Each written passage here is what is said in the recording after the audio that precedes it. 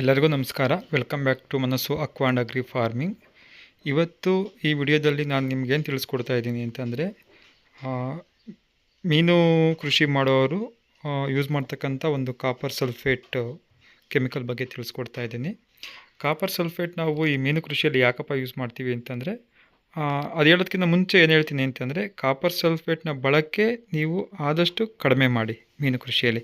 ಏಕೆ ಅಂತಂದರೆ, ಈ ಕಾಪರ್ ಸಲ್ಫೇಟ್ ನಾವು ಯಾವಾಗ ಯೂಸ್ ಮಾಡ್ತೀವಿ ಅಂತಂದರೆ, ನಮಗೆ ಸೈನೋಬ್ಯಾಕ್ಟೀರಿಯಾ ಜಾಸ್ತಿ ಆದಾಗ ನೀರಲ್ಲಿ, ಸೊ ಇದು ಬ್ಲೂ ಗ್ರೀನ್ ಆಲ್ಗೆ ಕ್ರಿಯೇಟ್ ಆಗುತ್ತೆ. ಸೊ ಯಾವ ಥರ ಆಗುತ್ತೆ ಅಂದರೆ, ನೋಡಿ ನಾನು ಇಲ್ಲಿ ಇಮೇಜಲ್ಲಿ ತೋರಿಸ್ತಾ ಇದ್ದೀನಿ ನಾನು ನಿಮಗೆ ಯಾವ ರೀತಿ ಆಲ್ಗೆ ಕ್ರಿಯೇಟ್ ಆಗಿದೆ ಅಂತಕ್ಕಂಥದ್ದು. ಸೊ ಈ ರೀತಿ ಆದಾಗ ನಾವು ಕಾಪರ್ ಸಲ್ಫೇಟ್ನ ಯೂಸ್ ಮಾಡ್ತೀವಿ. ಇದೇನಾಗುತ್ತೆ, ಕಾಪರ್ ಸಲ್ಫೇಟ್ ಯೂಸ್ ಮಾಡೋದ್ರಿಂದ ಏನು ಉಪಯೋಗ ಅಂತಂದರೆ, ಇದು ನೀರಲ್ಲಿರ್ತಕ್ಕಂಥ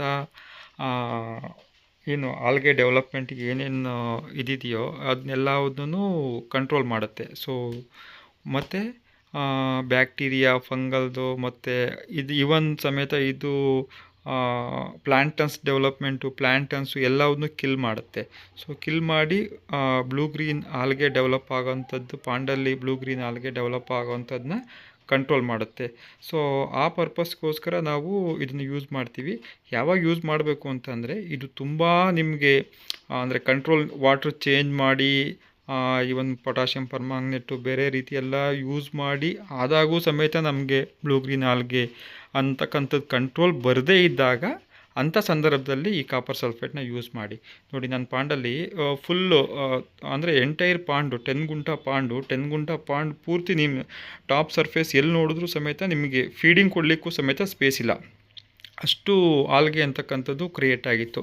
ಸೊ ಇಂಥ ಒಂದು ಸಂದರ್ಭದಲ್ಲಿ ನಾವು ಯೂಸ್ ಮಾಡ್ಬೋದು. ಆದರೂ ಇದು ತುಂಬ ಟಾಕ್ಸಿಕ್ ಇರೋದ್ರಿಂದ ನನ್ನ ಸಜೆಷನ್ ಏನು ಅಂತಂದರೆ, ಯೂಸ್ ಮಾಡೋದಕ್ಕಿಂತ ಮುಂಚೆ ಇದನ್ನು ನೀರಲ್ಲಿ ಚೆನ್ನಾಗಿ ಮಿಕ್ಸ್ ಮಾಡಿಕೊಂಡು ಡೈಲ್ಯೂಟ್ ಮಾಡಿಕೊಂಡು ಪಾಂಡ್ಗೆ ಅಪ್ಲೈ ಮಾಡಿ. ಸೊ ಪಾಂಡ್ಗೆ ಅಪ್ಲೈ ಮಾಡಿದ ನಂತರ ಒಂದು 2 to 3 ಡೇಸು ವಾಟ್ರನ್ನ ನೀವು ಚೇಂಜ್ ಮಾಡೋಕ್ಕೆ ಹೋಗಬೇಡಿ. ಸೊ ಯಾಕೆಂದರೆ ವಾಟ್ರ್ ಚೇಂಜ್ ಮಾಡಿದ್ರೆ ಸೊ ವಾಟ್ರಲ್ಲಿ ಅದು ಆಚೆ ಹೋಗ್ಬಿಡುತ್ತೆ. ಸೊ ಹಂಗಾಗಿ ಅದರ ಎಫೆಕ್ಟ್ ತುಂಬ ಕಡಿಮೆ ಆಗುತ್ತೆ. ಸೊ ಇಂಥ ಒಂದು ಸಂದರ್ಭದಲ್ಲಿ ನೀವು ಈ ಕಾಪರ್ ಸಲ್ಫೇಟ್ನ ಯೂಸ್ ಮಾಡಬೇಕಾಗತ್ತೆ. ಕಾಪರ್ ಸಲ್ಫೇಟ್ ಜಾಸ್ತಿ ಯೂಸ್ ಮಾಡೋದ್ರಿಂದ ಏನಾದರೂ ತೊಂದರೆ ಇದೆಯಾ? ಖಂಡಿತವಾಗೂ ತೊಂದರೆ ಇದೆ. ಇದು ಆಕ್ಸಿಜನ್, ವಾಟ್ರಲ್ಲಿರ್ತಕ್ಕಂಥ ಆಕ್ಸಿಜನ್ ಲೆವೆಲ್ನ ತುಂಬ ಕಡಿಮೆ ಮಾಡುತ್ತೆ. ಸೊ ಹಂಗಾಗಿ ಆವಾಗ ಆಕ್ಸಿಜನ್ನ ಕೊರತೆಯಾಗಿ ಮೀನುಗಳ ಸಾವು ಸಮೇತ ಸಂಭವಿಸ್ಬೋದು.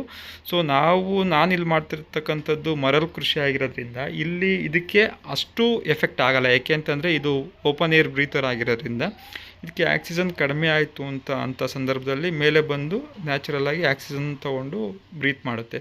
ಸೊ ಹಂಗಾಗಿ ಬಟ್ ತುಂಬ ಜಾಸ್ತಿ ಪ್ರಮಾಣ ಯೂಸ್ ಮಾಡಿದಾಗ ಮರಳು ಕೃಷಿಯಲ್ಲೂ ಸಮೇತ ಅದು ತೊಂದರೆ ಆಗುತ್ತೆ. ಸೊ ಹಂಗಾಗಿ ಆದಷ್ಟು ನೀವು ಕಾಪರ್ ಸಲ್ಫೇಟ್ ಬಳಕೆನ ಅವಾಯ್ಡ್ ಮಾಡಿ. ಇನ್ ಕೇಸ್ ಆಗಿಲ್ಲ ಅಂದ ಪಕ್ಷದಲ್ಲಿ ನೀವು ಕಾಪರ್ ಸಲ್ಫೇಟ್ನ ಯೂಸ್ ಮಾಡಿ ಅಂತ ನಾನು ಸಜೆಸ್ಟ್ ಮಾಡ್ತೀನಿ.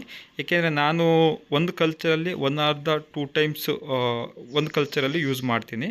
ಸೊ ನಾನು 10 ಗುಂಟ, ಅದು ನಂದಿರೋದು 10 ರಿಂದ 12 ಗುಂಟ ಪಾಂಡು. ಸೊ 12 ಗುಂಟ ಪಾಂಡಲ್ಲಿ ನಾನು 200 to 300 grams ಆಫ್ ಕಾಪರ್ ಸಲ್ಫೇಟ್ನ ಯೂಸ್ ಮಾಡ್ತೀನಿ. ಸೊ ಕಾಪರ್ ಸಲ್ಫೇಟ್ ನಾನು ಅಪ್ಲಿಕೇಶನ್ ಕೊಟ್ಟ ಮೇಲೆ ಏನು ಮಾಡ್ತೀನಿ ಅಂತಂದರೆ, ಆಕ್ಸಿಜನ್ಗೋಸ್ಕರ ಏರಿಯೇಟ್ರನ್ನ ಯೂಸ್ ಮಾಡ್ತೀನಿ.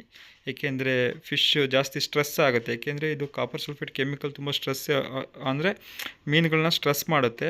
ಮತ್ತು ಅದೇನಾಗುತ್ತೆ ಅಂತಂದರೆ, ವಾಟರಲ್ಲಿ ಇರ್ತಕ್ಕಂಥ ಎಲ್ಲ ಪ್ಲ್ಯಾಂಟನ್ಸ್ನು, even if it is good bad ಯಾವುದೇ ರೀತಿ ಪ್ಲ್ಯಾಂಟನ್ಸ್ ಇದ್ದರೂ ಎಲ್ಲದನ್ನೂ ಕಿಲ್ ಮಾಡುತ್ತೆ. ಸೊ ಹಂಗಾಗಿ ನಾವು ಆ ಟೈಮಲ್ಲಿ ಆಕ್ಸಿಜನ್ ಕೊಡ್ತಕ್ಕಂಥದ್ದು ತುಂಬ ಒಳ್ಳೆಯದು ನನ್ನ ಅನಿಸಿಕೆ ಪ್ರಕಾರ. ಸೊ ನಾನು ಅಂಥ ಕಾಪರ್ ಸಲ್ಫೇಟ್ ಯೂಸ್ ಮಾಡಿದ ಟೈಮಲ್ಲಿ ನಾನು ಏರಿಯೇಟರ್ ಆನ್ ಮಾಡಿ ಅದಕ್ಕೆ ಆಕ್ಸಿಜನ್ ಕೊಡ್ತೀನಿ.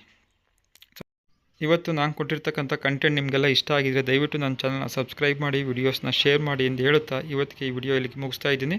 ಎಲ್ಲರಿಗೂ ಧನ್ಯವಾದಗಳು.